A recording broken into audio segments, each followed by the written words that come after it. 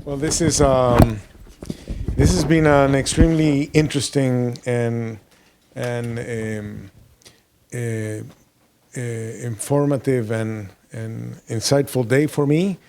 Um, this was an event on inclusive growth, and I think it started quite inclusively because we decided to crowdsource ideas.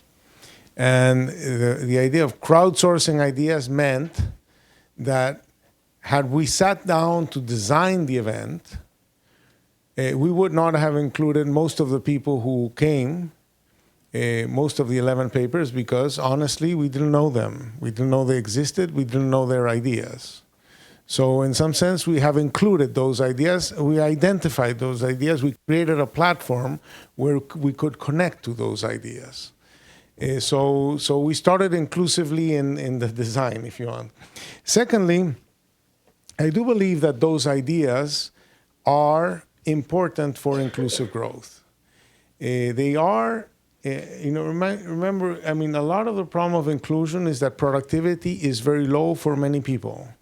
And all of these ideas are somehow giving people the opportunity to be more productive. And more productive has sort of like a tautological relationship with growth. If you're more productive, you make more, right? And whether it's you are unproductive because you don't have access to labor markets, because you're a Roma, you are disconnected, and now we will connect you. And we have many people who just don't have access. There are papers on Chile where they say that you can have good grades from a good university. If you don't have a German-sounding or a Basque-sounding last name, they won't read your CV, right? So access, connecting, so exploiting people's opportunity, expanding people's opportunities is a source of growth. It incorporates people to the process, and it is inclusive. Or whether it was issues of is strengthening SMEs, so SMEs can be more productive. Yes, some of these SMEs and small and pop shops are going to face enormous competition and so on, but we can make technologies available where they can just be more productive, and that will be good. That makes them more efficient. It's not one of the advantages of Walmart and so on is that they use better IT systems that allow them to be more efficient. And those IT systems don't have to be restricted to some subset of companies. We can make them available to more of them. And we heard ideas on that. We heard ideas on accessing the 3G network, and then of using that 3G network or whatever to access the government. The government right now says, let me do my stuff. I will ask you once every 4 years for one vote. So one bit of information. So I do my thing, and every 4 years you send me one bit of information. Well, no. We have to have a much broader bandwidth between the government and the people. And the reason why I like that initiative is because it's an initiative that is concentrated on increasing the bandwidth between citizens and their government in a two-way manner, so that we incorporate people in the process of governing society themselves.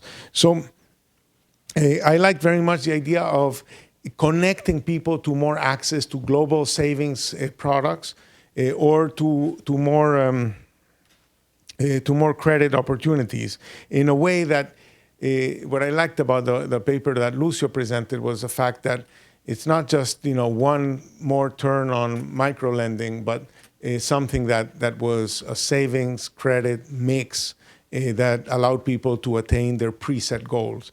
So I think that all of the, why didn't we have a paper on agriculture? Good question.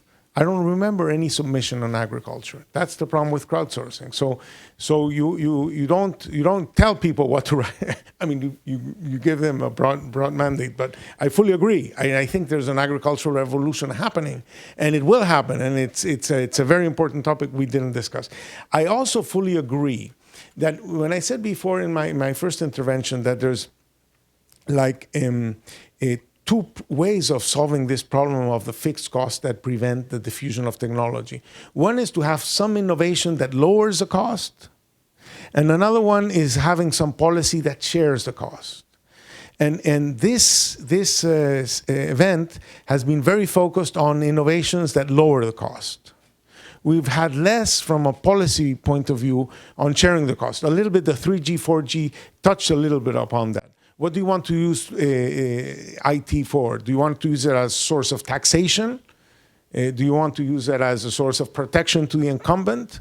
Or do you want to use it as some other social goal? Do you think access should be a goal? So there we got a little bit into more of the kind of policy issues that are involved in sharing those fixed costs.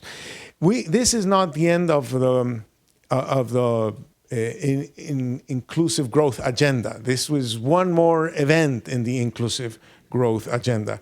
The Global Agenda Council still has one more year to go. So this idea that we should focus more on policy issues, more on things that might have more systemic changes, I think we take it back to see what we should do in our subsequent work.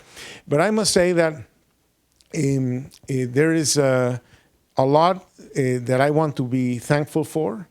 I mean, for me, it's a privilege and an honor that the World Economic Forum has asked me to chair this Meta Council.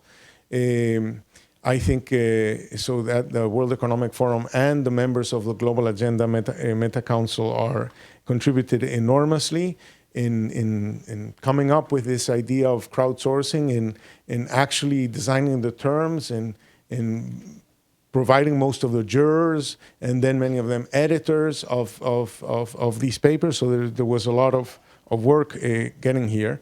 The MasterCard Center for Inclusive Growth has been a really loyal partner and serious contributor to this effort, and my whole team here at CID that we think of inclusive growth as our day job.